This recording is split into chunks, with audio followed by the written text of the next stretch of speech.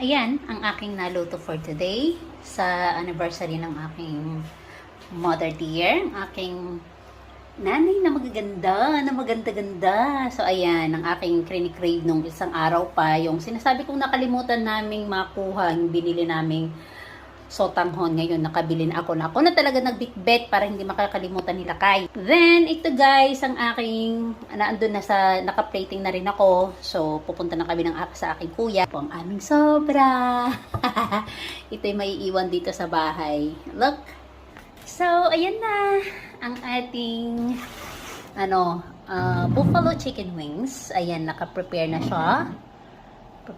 Bibit-bitin na lang namin. Ang ating puto, ayan o, nagmo-moist na siya kasi mainit pa siya, tinakpan ko para mas nagmarami pang kanyang init. Ayan ang ating puto, nasa loob na. Ang ating pansit, ayan na. So, naka-prepare na siya guys, bibit-bitin ko